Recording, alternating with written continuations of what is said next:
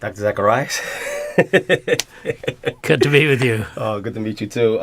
As I expressed to you earlier, this is a surreal moment for me. I know you've heard it a million times, but you're going to hear it again. I grew up on your ministry. So much of what you have done has helped to shape my theology, has affirmed my Christian convictions, and empowered me to be equipped when engaging with people who ask very penetrating questions. Honored to do that. Thank Honored to and have you doing what you're doing. You're reaching a generation and a kind of thinking that many of us can't do. So, we're on the same mission, Emmanuel, and I thank God for you guys that have the gifts that you have and using it for the same purpose. So thank you for being here. All right, so there's a once Christian artist who 2 weeks ago posted something on Facebook. Let me give you a little backstory here. This used to be somebody that we co-labored with in the ministry internationally, a voice to many, as he's going to explain, kind of a leader in Christian music and thought. And here he's renouncing his Christianity. So he says, having left my Christianity, I have lost many, all of these things, but what I have is worth more than all of them combined. I have my integrity. When I first joined Christianity, I was told you must believe this book is God's infallible word before I'd even read the book. How can one decide for themselves whether a book is accurate and true before they have even read and investigated the book thoroughly? Anyway, contrary to many opinions, I have met some great people in the church and learned some great principles from Christianity and the Bible. These principles, however, are not exclusive to any religion.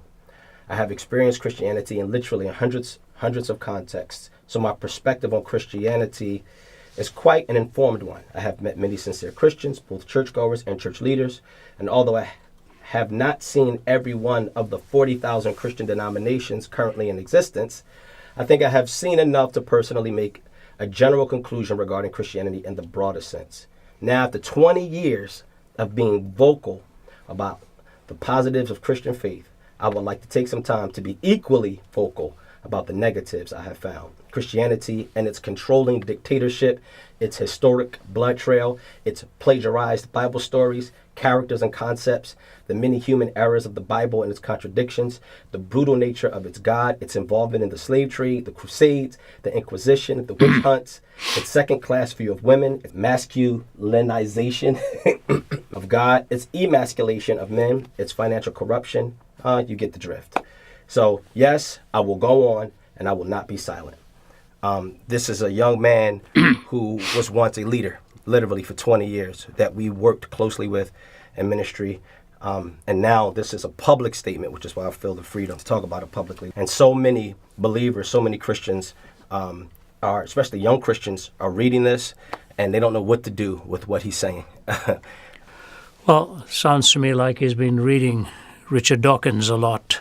That's the kind of serial stuff that Dawkins comes about with. God is a misogynist, he's this, he's that, he's a murderer, he's a anti-this, anti-that. Well, on one hand, you have to say, all right, if you really believe this, then let's talk about it. But let me start, first of all, by saying, not only has he got it wrong, he's got his own side wrong.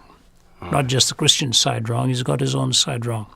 Suppose it is true that Christianity has slaughtered a lot of people and shed a lot of blood, which it has. It is nowhere near the amount of bloodshed that atheism has shed.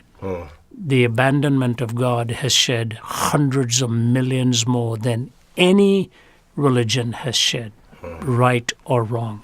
So it's just not true historically what he is saying. You take, for example, Russia, China, Cambodia, all demagogically led by atheists.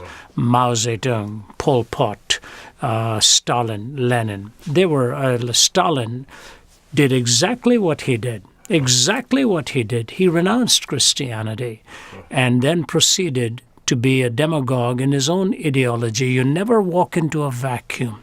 You walk into some supervening idea of right and wrong. There's no such thing as a non-transcendent position. Something is transcendent over you. Either your own ideas reign supreme over you and therefore ought to reign over everybody else, or you have a revelation and a sustaining absolute given to you. So if you take between Russia, China, and Cambodia, the over 100 million that was slaughtered just in the last century, what is he talking about? That Christianity has got a trail of blood. It comes nowhere near in sheer numbers. That's the first thing. The second thing is, the atheist, when he sheds blood and is cruel and has these atrocities, is doing it as a logical outworking of his or her belief. It's important to remember that. For the Christian, it's an illogical outworking. Christianity is not the same as who Christ is. In fact, when Peter took out his sword to cut off the ear of the high priest's servant, what did Jesus do? Put it back. Not only did he get him to put the sword back, he put the ear back of the individual. It is both inaccurate, farcical, and false what he is concluding.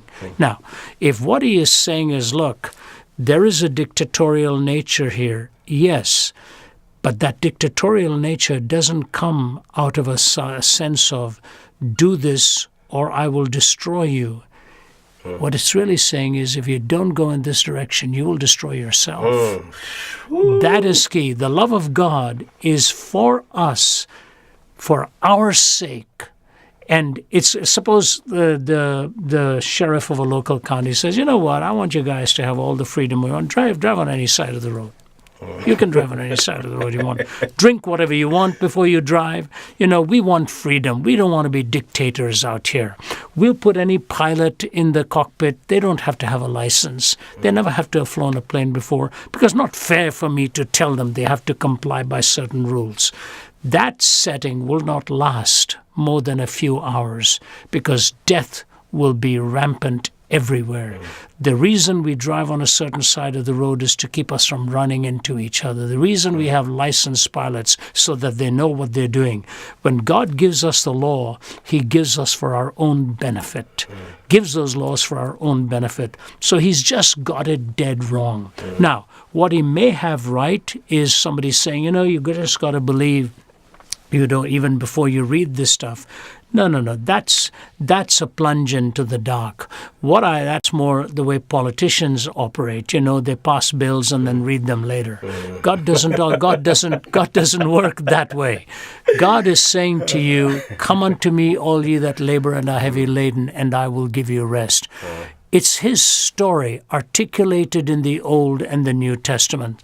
The last book of the Bible, Malachi, of the Old Testament, the last book, begins with the verse, I have loved you. And you say, in what way? The love of God is through the Old and the New. In the Old Testament, it's a historical narrative of a group of people who were always wanting to be like other nations, precisely what he's talking about, that he's doing. We want a king. We don't want to be unlike any other. We want our own. He said, if you're going to ask for a king, you're going to get a king, and you're not going to like what you're going to get. I want to be your king. And the Bible is the only book that puts love as its central feature. I have one more thing to say to him. Why is he proud of his integrity? On what basis? Why is integrity a good thing? In a naturalistic framework, apart from a transcendent moral order, your integrity doesn't impress me. I can have my own lack of integrity, because if you're my neighbor and you have integrity and we both don't believe in God, I may still want your property and believe it's the most integral thing that I can have. So for him to say, I'm proud to have my integrity, why? Why is integrity a good thing unless there is an absolute by which he is measuring it? So he's so wrong-headed in so many ways. I just want to say something deep-seated in there with anger, something that is not at the surface. Chuck Templeton was a famous preacher in Canada, a very close friend of Billy Graham. And he abandoned his faith, went to graduate school in Princeton, lost his belief in the text of Scripture and so on, became a radio broadcaster. He was sitting right in the front row when I was speaking at a funeral of one of his close friends in his senior years. Many things went wrong in Chuck Templeton's life. Lee Strobel, in his book, The Case for Christ, The Case for Christ, The Case for Faith, begins his book by saying he went to talk to Chuck Templeton. And he asked Chuck Templeton, where is Jesus in your life now? This was in Templeton's veteran years. Chuck said, I miss him. I miss him. You cannot put life together contrary to what this gentleman is saying. It sounds very grandiose. At its system, it's flawed and broken. It is systemically flawed. Rather than dealing with the surface issues that emerge from the Christian faith, he has now gone to a systemic flaw, and the surface issues are just minor because internally he is living a contradictory life. He thinks all these other religions all teach the same thing. He obviously doesn't have an understanding of these religions. Pantheism doesn't teach the same thing as theism. Monotheistic beliefs are not all the same. What Islam believes about Allah and what the Christian believes about the triune God are two different things. All religions at best are superficially similar, but they are fundamentally different. To make such sweeping statements like borrowing texts and borrowing stories is irresponsible. It shows a lack of scholarship and a greater presence of anger. However, a man like that is what I love to sit across a table with and talk, because if he'll be honest in the way he's talking about it, I think he'll find the love of God to be the greatest release and the greatest hope that he can find. Jesus. Thinking about one of the things that he mentioned was plagiarism. Yeah. How, the text of Scripture is really just a book filled with copies of stories that predated them by, hundreds of years or whatever. I remember when I was in my Western Civilization class, I struggled my junior year in college, because it was the first time that I was exposed to the deluge stories. And it was the first time that I was exposed to Greek mythological stories that had predated the, biblical historical creation accounts. Right. I wrestled, I closed my Bible. Right. I just wrestled with God in prayer for weeks. Right. Until, then I started kind of digging, doing some research. Right. Had a lot of aha moments and coming to understand, which I'm sure you'll speak to, what was really going on there. Sure. And recently, a close friend of mine, and this happens a lot, especially in the African-American context. Like I said, a close friend of mine just recently, started questioning and even defected for a while from the faith because he couldn't understand. Again, we got this copycat religion thing. Has Christianity just copied the religions of old? Where Horus and Osiris, at a cursory glance, are seemingly identical to the Father and the Son. The storylines look the same, yet it predates the Gospels by 700 years or so. So anyway, I just wanted you to speak to this whole idea of Christianity being a copycat religion or plagiarizing stories from, ancient text or whatever. It's very interesting that they go through this idea of different kinds of attacks that they come about with. The gospel is so unique that there's nothing like it. But let's go back and grant some assumption there. First philosophically, and then doctrinally. Philosophically, there's a logical problem with something like that. Just because two things have one thing in common doesn't mean they have everything in common. I have ears, elephants have ears, therefore I'm an elephant. It's a constant flaw logically. The Bible talks about a Redeemer figure, and the Dead Sea community talked about a Redeemer figure. What's the difference? So it's the same old thing. You go to Qumran and the Essenes, or you come to the Gospel writers, they both talk about a Redeemer figure and so on. You go back to the book of Esther, you've got a Redeemer. The book of Ruth, you've got a Redeemer figure there. You go back to some ancient Near Eastern sources, you've got a Redeemer coming and rescuing.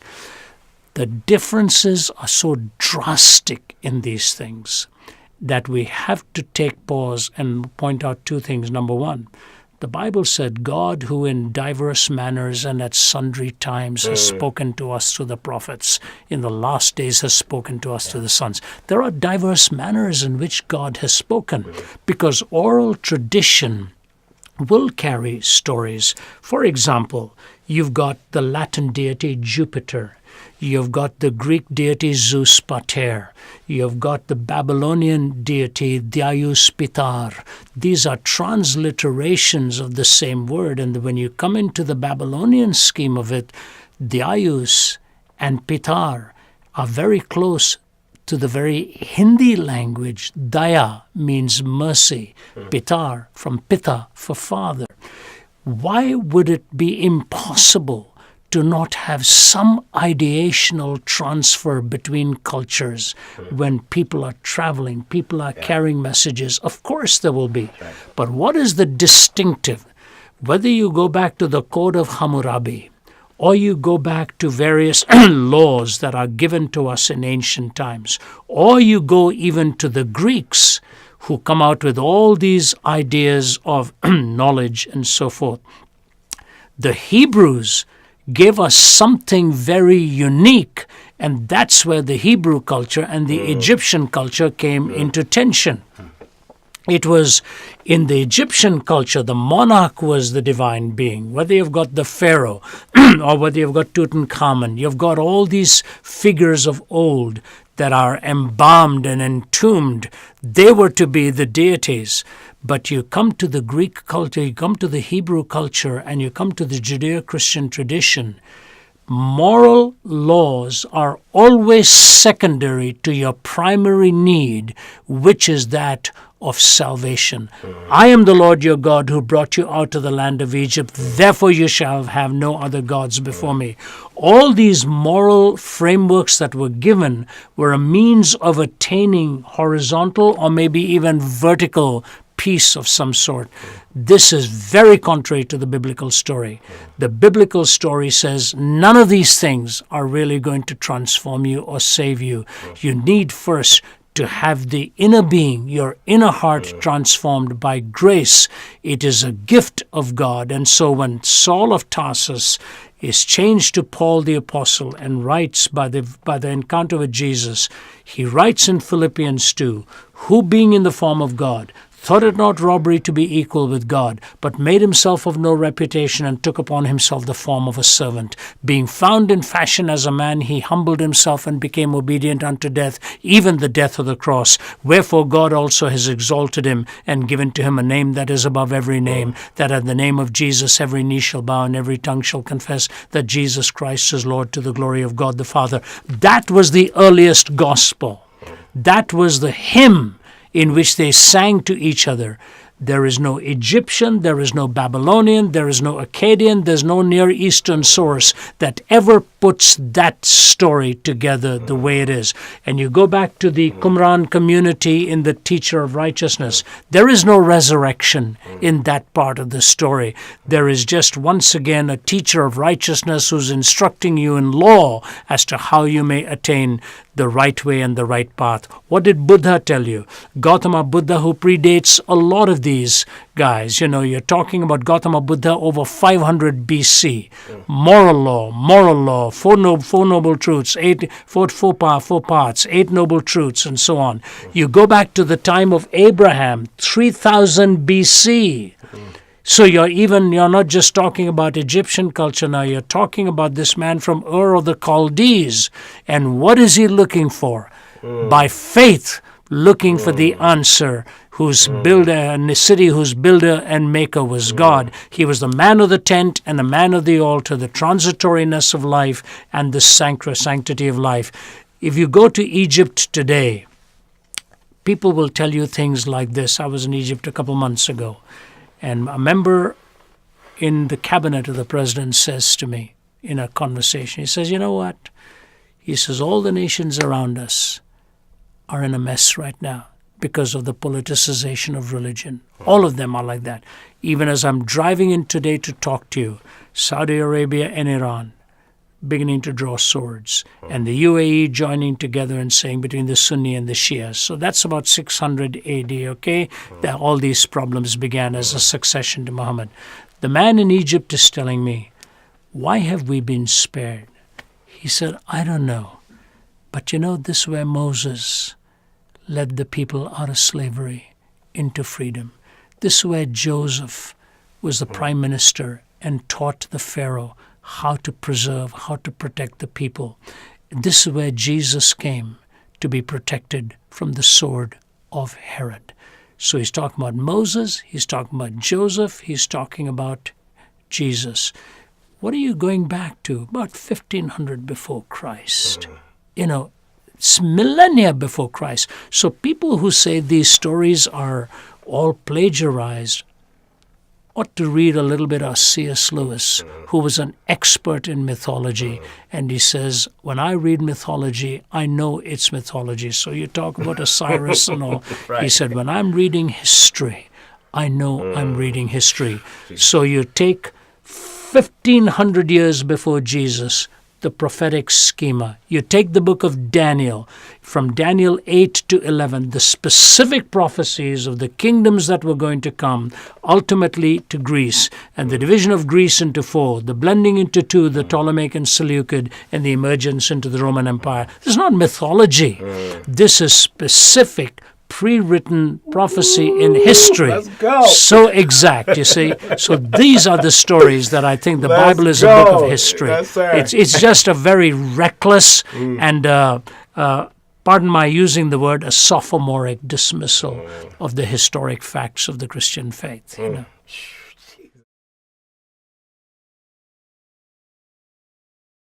What would you say that distinction is between Christianity, Islam, or Jesus and Muhammad? Huge. There's a planetary difference between the two. And again, such a misunderstanding that there's a uniformity in Islam and therefore it attracts them. My goodness me. Within the next generation, after the succession story, the emergence of the Sunnis and the Shias, and then you've got the Ahmadiyyas, you've got the Sufis, you've got the Druze, you've got the Alawites. They're all sects. Islam is as multifarious in its expression as the so-called denominations or abominations that we can see.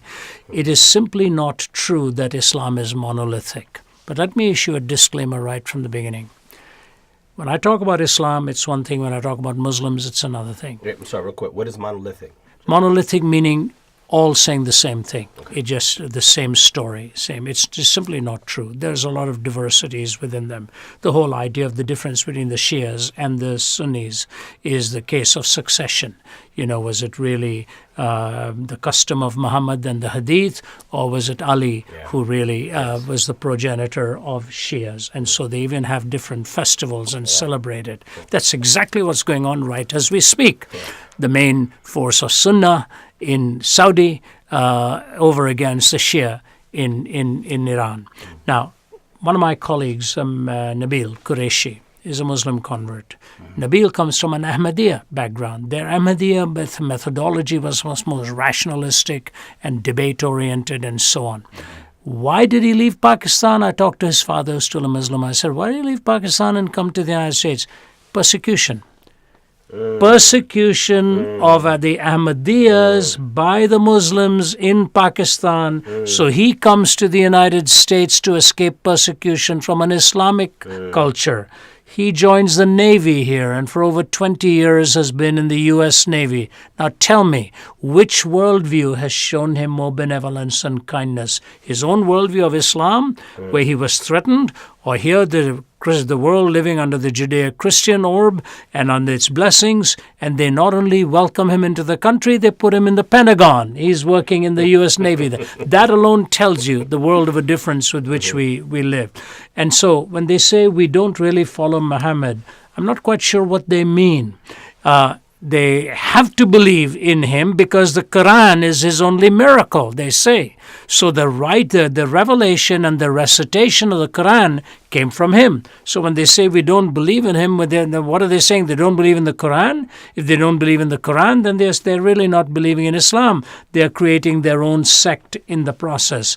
He was given that revelation, and in that revelation, the last words of the Quran, really before he died, before Muhammad died, perish the Jews and the Christians, there shall be no two faiths in Arabia. The last words of Jesus, Father, forgive them, for they don't know what they're doing. World of a difference between the two philosophies and the two ways of thinking. Are there peaceful Muslims in this world? Absolutely. I grew up in India. I grew up in a Muslim community. Just across the road was entirely Muslim. I had my captain of the cricket team, Sultan Ahmed, was a Muslim.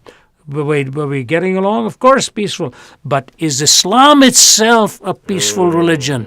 That is precisely what is happening right now. They are killing each other because of this dissension as to whether Surah 5 and the other surahs are calling for the extermination of others. Where did beheading first start? It started after the Battle of Badr, where they were ordered to do some beheadings. So, are there peaceful Muslims in this world? Of course, and I know them. I speak in these countries. Is Islam itself a peaceful religion? They are disagreed amongst themselves on this, and they had better settle that peacefully, or the more violent one will win out and make a point. So I say to them, what do I think of Islam? Islam came about 500 to 600 years after Jesus, okay? Theirs is the only history, contra Greek, contra Roman, contra pagan, contra Jewish, contra Christian historians. Theirs is the only belief that says Jesus never died on the cross. Whose history backs who here? And so they deny the crucifixion and the death of Jesus. Thallus, the Greek historian, Tacitus, the Roman historian, Josephus, the Jewish historian, you go right down the line of historians of that day. Jesus was crucified and died. And then the story of the resurrection that emerges. Who did it come from? It came from Jewish and Greek converts. When they saw the resurrected Jesus, it transformed everything for them. 11 out of the 12 disciples died a martyr's death. Muhammad died, buried. Jesus crucified, rose again. Now, the resurrection is so phenomenal, and I literally mean that word phenomenal. There's a phenomenon to it. Jesus didn't just rise again ideationally or spiritually. He predicted his resurrection bodily. Now that's a falsifiable claim if it never happened. If you were to say to me, Ravi, I'm going to die in 3 days and then I'm going to rise again, right. And I say, how am I going to know that, Emmanuel? You say, well, you may see my body, but believe I'm gone out of there. But if you say to me, you're going to see me bodily rise again, you're giving me some concrete empirical evidence for the resurrection. And that's what Jesus gave. If he were a charlatan, just like Muhammad's journey to Jerusalem, his wife says, he was lying right next to me. I don't know what he's talking about. Well, he spiritually went to Jerusalem. He said, how do you falsify that? There's no concrete body of evidence to falsify. Jesus claimed the bodily resurrection, which is quite remarkable. The teaching of Jesus and Muhammad are poles apart. You ask an average Muslim, do you know you're going to be in paradise? He'll say no. My good deeds will have to outweigh my bad deeds. You ask a genuine follower of Jesus, are you going to be in heaven? Yes. How do you know that? The grace of Jesus Christ and his forgiveness doesn't give me a license to live any way I want. It gives me the love and the knowledge and the hope that my Savior forgives me and grants me the grace of eternal life. They are poles apart in the means and the ends to salvation. Let me give you a stunning illustration of this.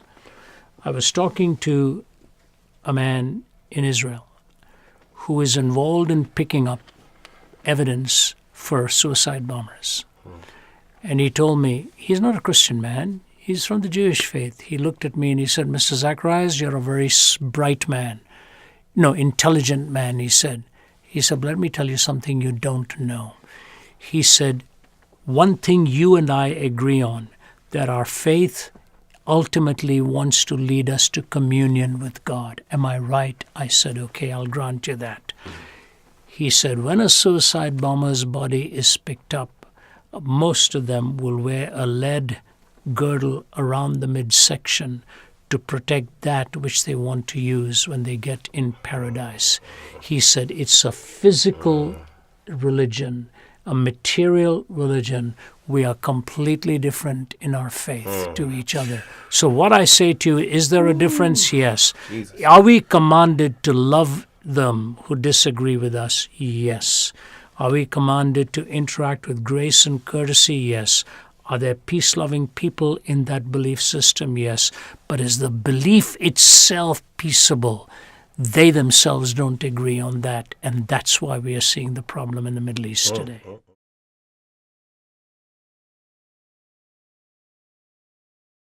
Dr. Zacharias, is God sending us mixed signals? Basically, what I'm addressing is the distinction between Old Testament, New Testament God. We touched on it a little bit earlier. You said it.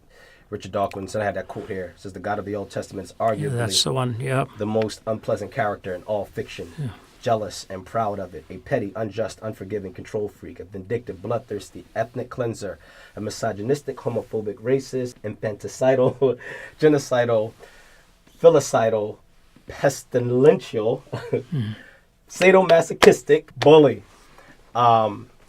In the movie Gone Girl, I don't know if you've seen this movie with Ben Affleck, and the movie is about a wife scorned who seeks revenge on her husband by faking her death and then trying to pin it on him, frame him for murdering her. It's just her way of kind of trying to get back at him.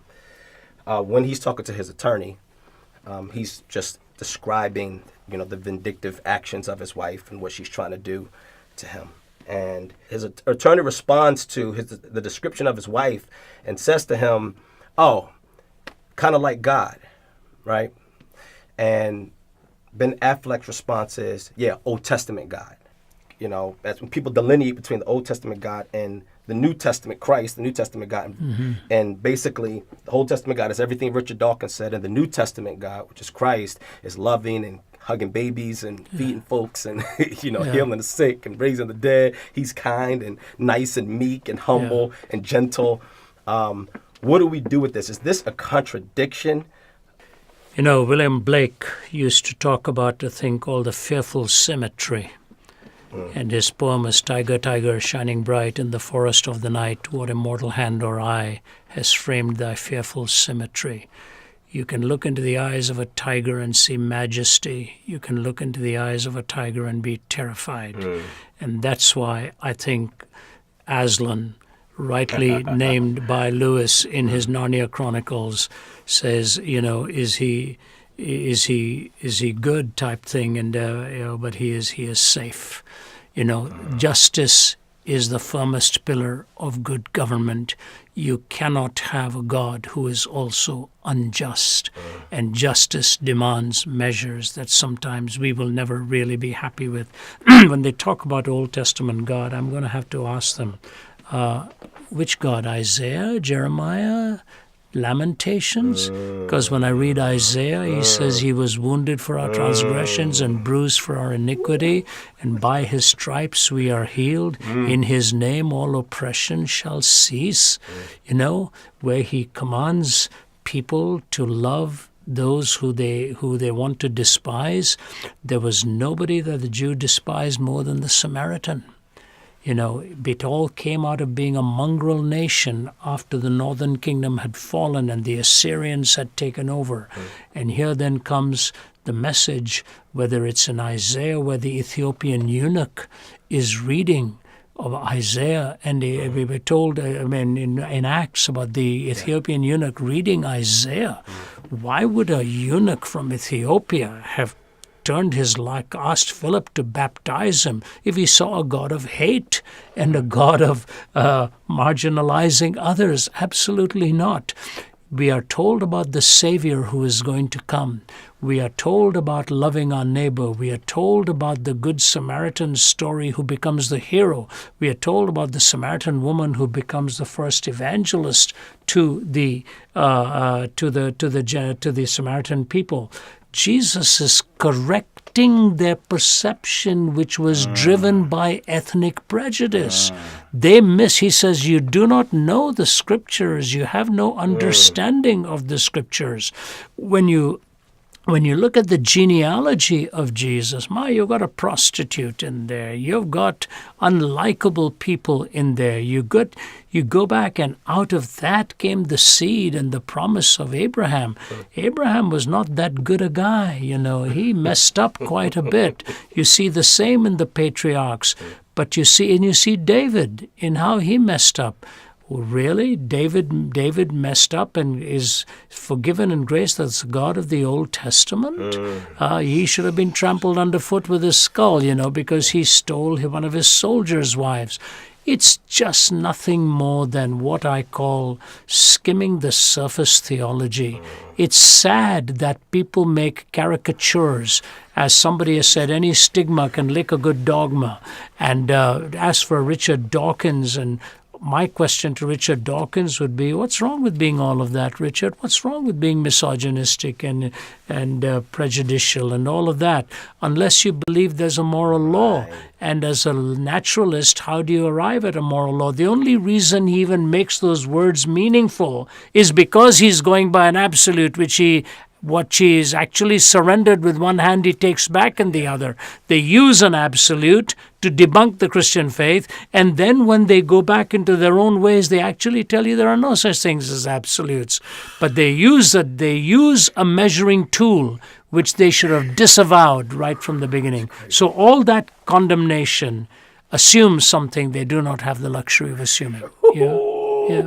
I'm sorry, y'all. Yeah. It's crazy. So there's a difference between a contradiction and a contrariety. A contrariety, as James Stewart says, he was the meekest and lowliest of all the sons of men, yet he spoke of coming on the clouds of heaven with the glory of God. He was so austere that evil spirits and demons fled from his presence, as it were, but he was so kind and gentle that the little ones loved to be held in his arms. No one was half so kind or compassionate to sinners, yet no one ever spoke such red-hot scorching words about sin. A bruised reed he would not break. His whole life was love. Yet on one occasion he had demanded of the Pharisees how they were expected to escape the damnation of hell. He was a dreamer of dreams and a seer of visions, yet for sheer stark reality he has all of our self-styled realists soundly beaten. He was the servant of all, washing the disciples' feet, yet masterfully he strode into the temple and sent the hucksters and money changers running, folding up their tables. There's nothing in history like the union of contrasts which confronts us in the Gospels, the mystery of Jesus, the mystery of divine personality. It's a startling coalescence of contrarieties. There's a meekness and power. There's a gentleness and authority. It's that fearful symmetry which we need to recognize as part of reality. It's crazy.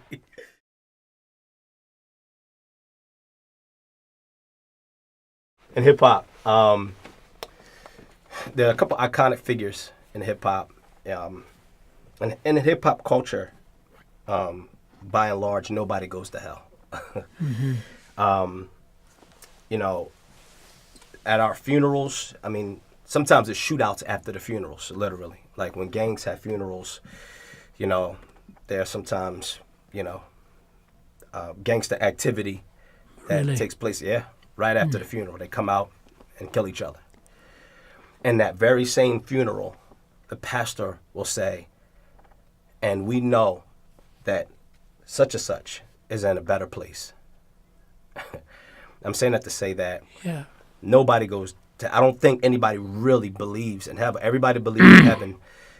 Nobody believes in hell. Biggie Smalls is one of the most iconic figures in hip-hop. He has been immortalized. There are murals. There are pictures of, literally like a gangster heaven. Is there heaven for OGs, or for G? That's the question that Tupac asked. He's another hip hop artist, iconic. Both of them are deceased.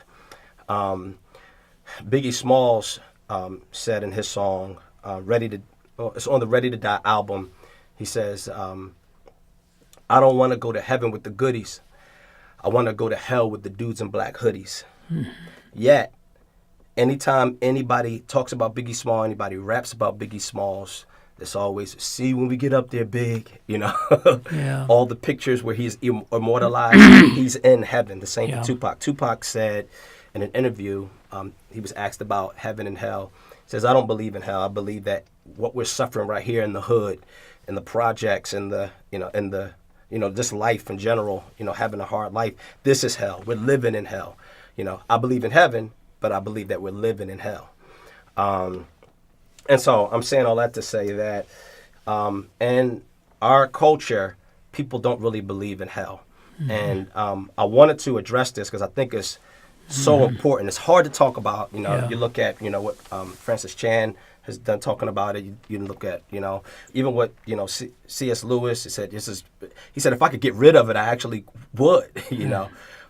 Which you kind of understand because it's not an easy conversation, which is why so many people stay away from it. Right. But I wanted to address it on this album and kind of wanted you to speak to the reality of it. I think we all understand that. None of us can appreciate the idea of an eternal torment. But I think what Dostoevsky said is to me one of the most moving ways of saying it, because he'd lived such a life full of gambling and hell.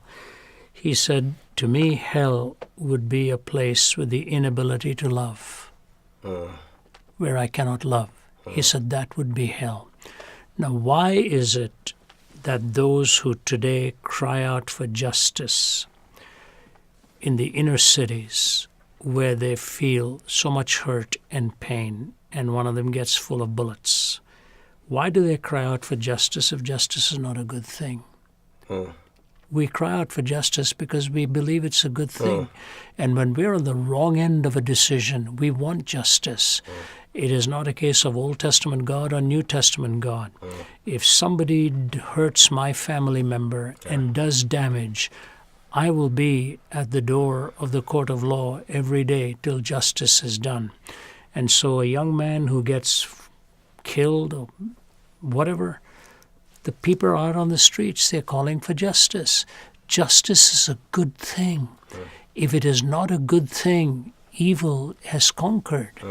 Hitler slaughtered tens of millions, and then he shot himself. Is that the end? Why not live that way for all of us? Why not I break in and steal? Why not I take copyrights? Why don't I steal somebody else's music and put my name to it, and then when I get caught, finish it off if there's no justice at the end?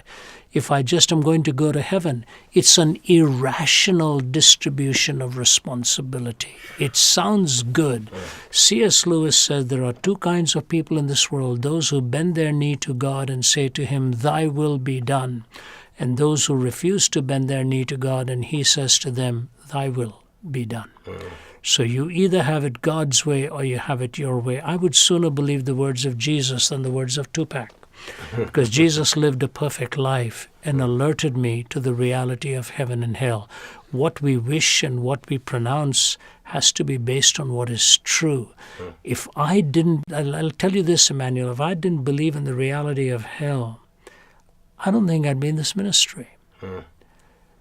It is not just the longing for heaven, it is the legitimate shunning of pain. Which is what hell to me is the absence of God. And it's not enough to say it happens in this world. What happened to Hitler in this world? What happens to many in this? There are murderers running free today about whom we know nothing, and they'll never get caught. They are quite happy to be doing all of the crime. Why not go and have a shootout after a funeral if there is no hell? But on the other hand, if I'm told by my mother, don't put your hand into that flame, it will burn. It's a natural law at work. There is a spiritual law at work too. You determine to live apart from God, and you will spend your eternity precisely that way. I think people who like to make such moral pronouncements are really moralizers, but they're not moral people. They make moral judgments on these matters. God is holy, God is omniscient, God is omnipotent, God is just. If God weren't just, we are living in a miserable world for the future. Justice, said the Greeks, is the firmest pillar of good government. Why do we have courts of law? Why do we have laws? Because we seek justice at the end. And so those who deny and end justice, I would rather believe the words of Jesus than believe them.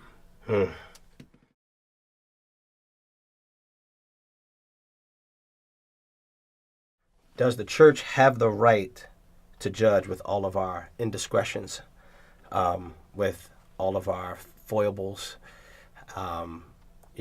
There's only God can judge me, that idea, that's huge in our culture. Should people listen to us when we're, quote unquote, judging them or holding them accountable for their actions, both the world and within the church? Because that way of thinking is very prevalent in the church as well. Being judgmental and making judicious judgments are two different things. For example, the judge who recently said about this teenager who was raised up in a very wealthy home and then had too much to drink and killed 4 people, ran over him. The last name was Couch or something like that, Ethan Couch or somebody like that. And the judge said, you know what, he was raised in a very wealthy home, therefore he really did not have the ability to think morally. And so he just told him to have a 4-month or something like that, whatever he called it, probation, but he wasn't going to put him in jail. Well, the guy takes off. He goes off to Mexico with his mother. He's not supposed to be there. He doesn't show up for his probationary meetings. So now, here's what I want to ask the judge. If being raised in a wealthy home robs you of making good judgments, am I to assume the judge himself was raised in a very wealthy home and that's why he made a judgment like this? Where does this thing stop? And then the same week there are kids running in through a mall and breaking into stores. They're doing that because they're deprived people. So my goodness, the middle class are the only ones who are going to suffer. Exactly. You raise wealth and you raise in poverty, you're going to do all kinds of things. This kind of stuff that we really talk about, we need to distinguish between being judgmental and being judicious in our judgments.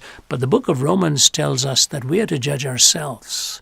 And if we judge ourselves, then nobody will ultimately judge us. But I hear what people are saying. The church has become too judgmental. We have not made it a place where those who've gone wrong can return and be corrected. I meet a lot of people whose lives have gone wrong, and I put my arms around them and I reach out to them, because those who've gone far into the far country, when they come back, appreciate the Father's house much more than the one who's been living there the whole time and not appreciated what the Father has done for them. Take a look at the disciples Jesus chose. The guys, none of us would have given them a job. And yet, look at the ones he chose. So the church needs to be a place of redemption and healing. But at the same time, it has to be a place where we preach righteousness and judgment, but gracious in our reaching out to people.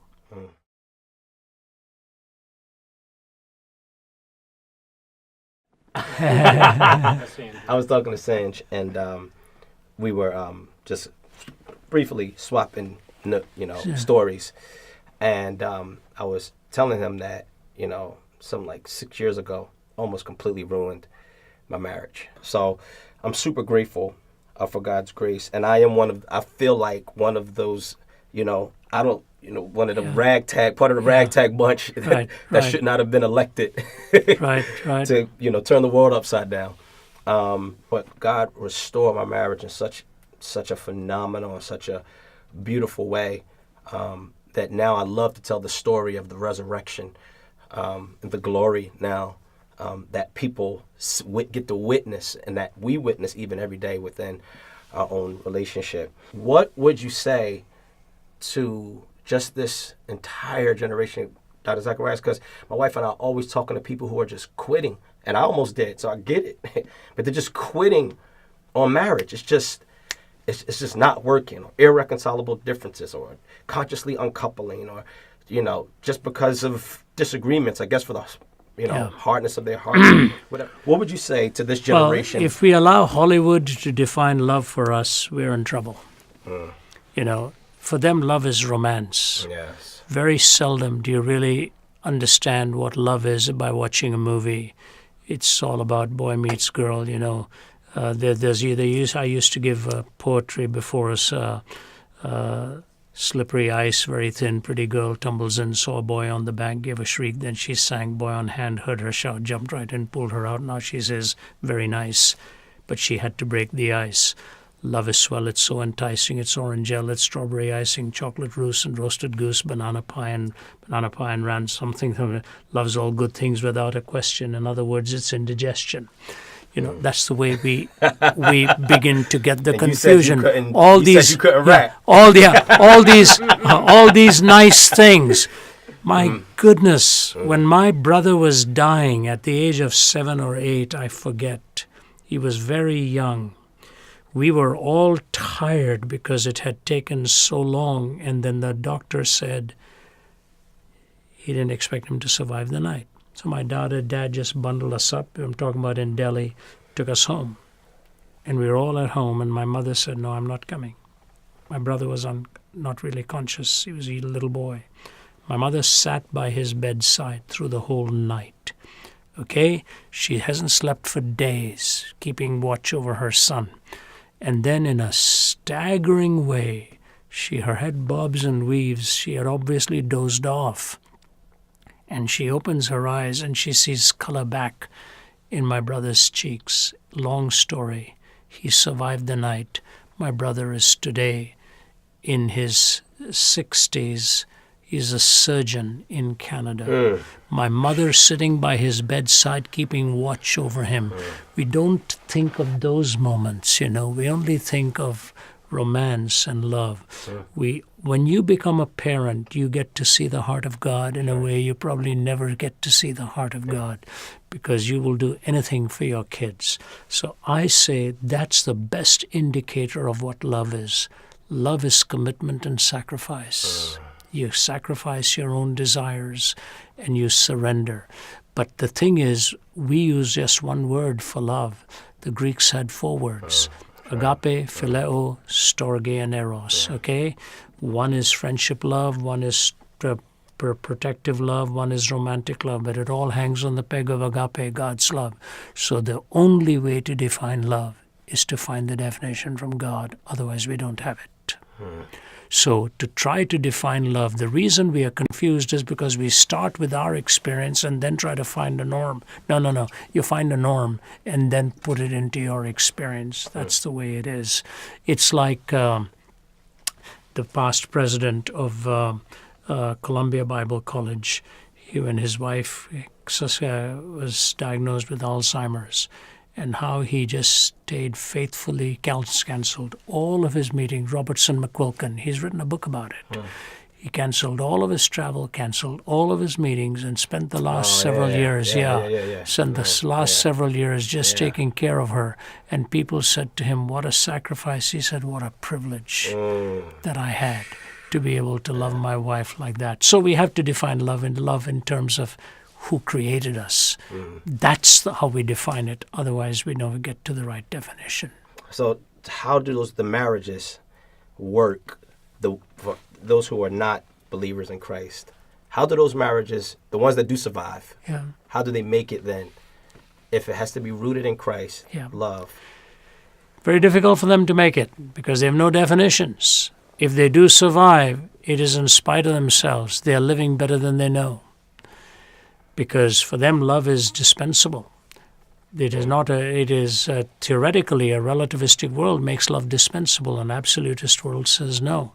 So how does the non-Christian survive?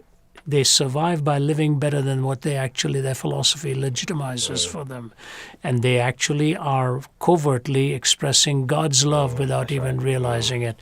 And for the Christian, You have to be wise in your choice, wise in your choice, wise in your choice. And once you make that choice, you stay committed. Otherwise it's broken. Yeah. Dr. Zacharias, you are the man. Thank God you. bless a rock you, my star in the friend. Lambert family household. God bless you. God Thank bless you so much. Let me pray Appreciate for it. you. Thank you. Lord, I pray for my dear brother and thank you for restoring his marriage. It's your doing. I pray you will bless him and let his best days be ahead. You have given him a gift. You have given him a calling. Give him the strength and give him the character to carry it. Thank you for these guys who have taped it here. And Lord, we look forward to hearing all this in the name of our Lord Jesus Christ. Amen. Amen.